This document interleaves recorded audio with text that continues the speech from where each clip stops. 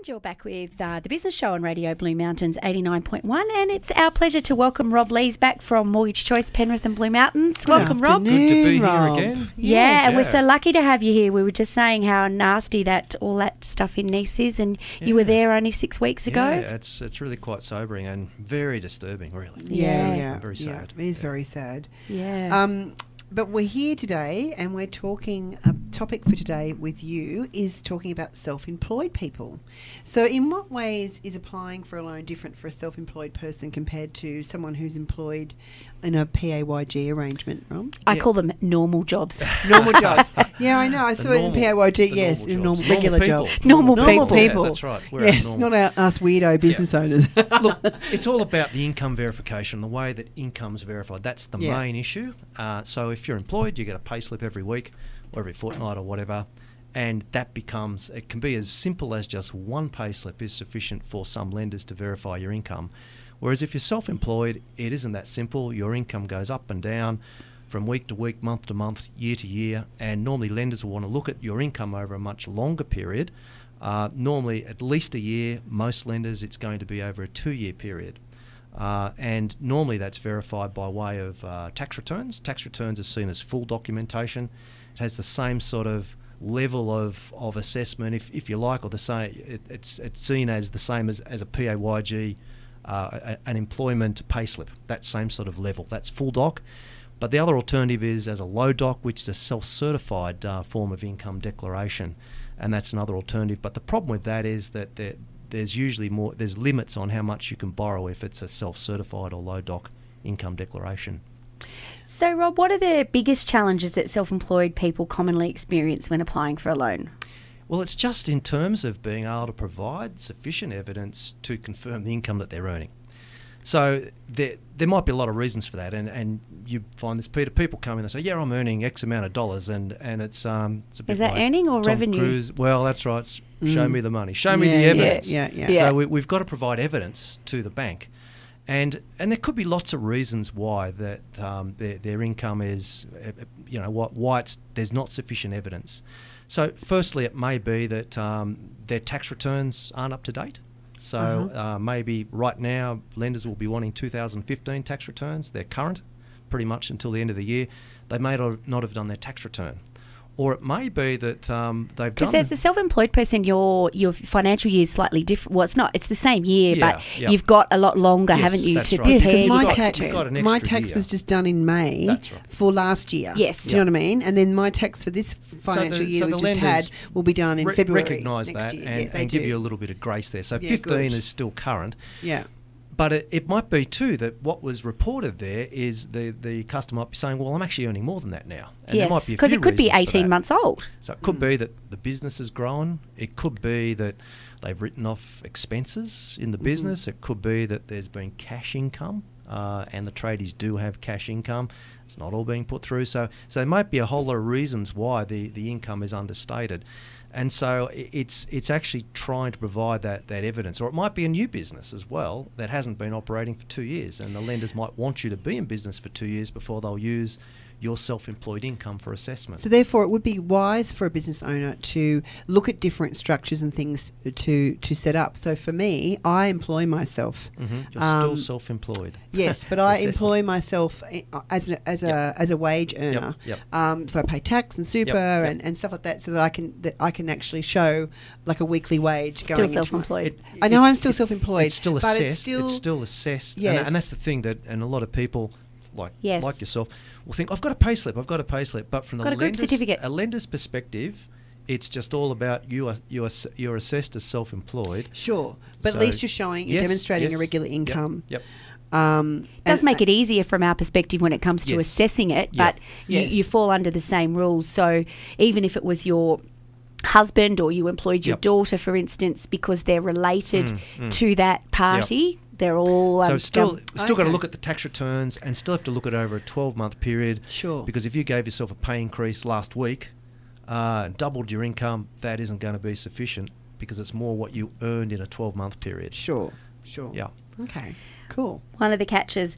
So, Rob, you mentioned low doc. Can you explain what this is?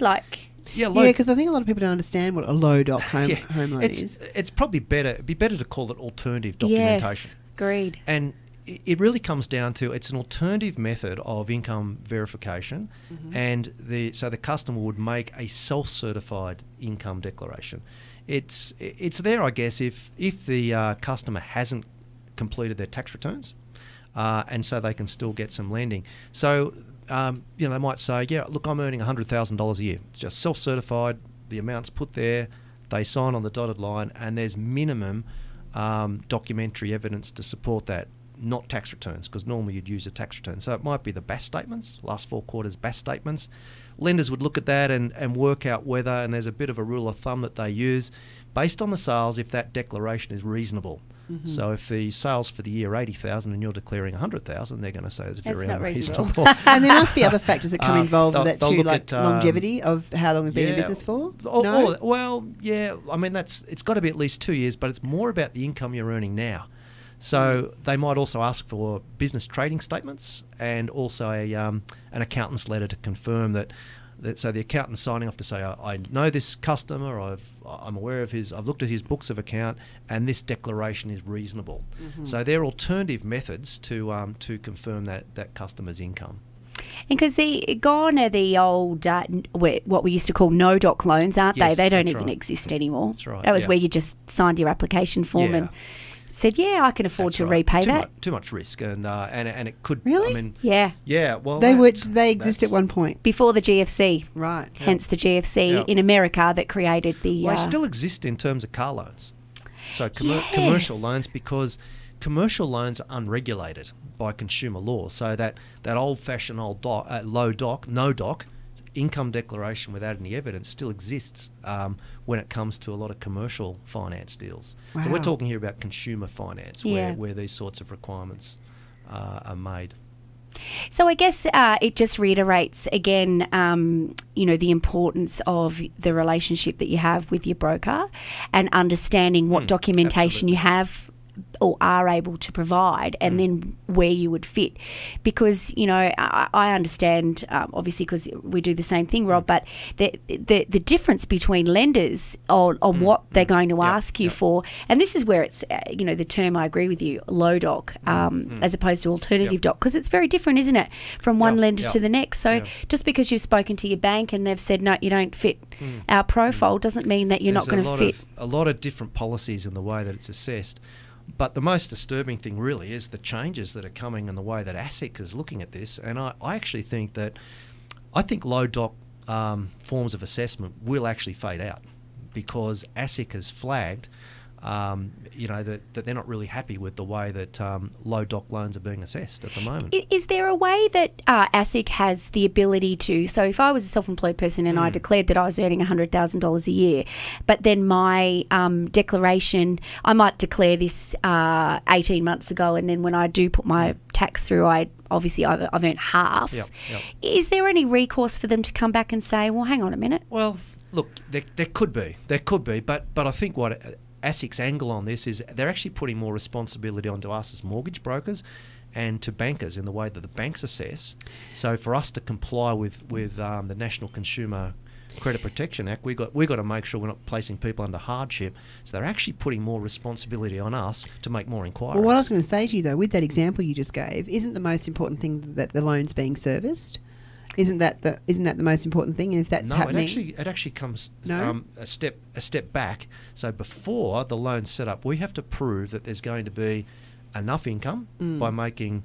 We've got to make inquiries to make sure there's enough income evidence to prove that this client can service the loan and they're not going to be placed under hardship. Right. And that's ASIC's angle, saying that, look, it's not good enough just to have these self-certified The common sense approach, Andrew, would 100% you would think that, if I'm paying my debt, what does it matter what I'm earning if I can show you that I'm meeting... And that's what a lot of self-employed people think, and they think, well, I've been paying this loan for the last 20 years. What's the problem? Yeah. But it's the regulators who are coming down hard. And it does mean, I think there's already changes there. Mortgage Choice put out a new policy, our own policy on self-employed applicants, and we need to drill down a little further now. So, ASIC's leaning very heavily on us, and I think there's going to be some changes. In a number of ways, aren't they, Rob? Absolutely.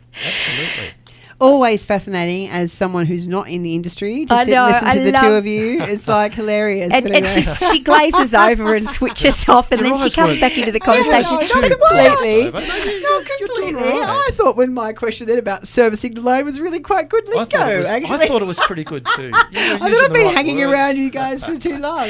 Thank you so much, Rob, for educating us. Bottom line is, you really need to get your tax returns up to date. Correct. You need to put everything through the tax return, and I think also, before you lodge your tax return, talk to the mortgage broker. Yes. And get the mortgage broker to talk to the accountant, so we're on the same page. Accountant's trying to minimise tax liability. We're trying to make sure you can get loans in the future, and that tax return's going to be with you for 12 months. That's the key, isn't it? Just saving tax is great, but if you're trying to get a loan, not so great. Oh, yeah. So talk to your mortgage broker and your accountant by the sound of it. And we'll talk together, the accountant and the mortgage broker. I do that a lot. Yes. Good advice. Absolutely. Good advice, Rob. Thank you so much.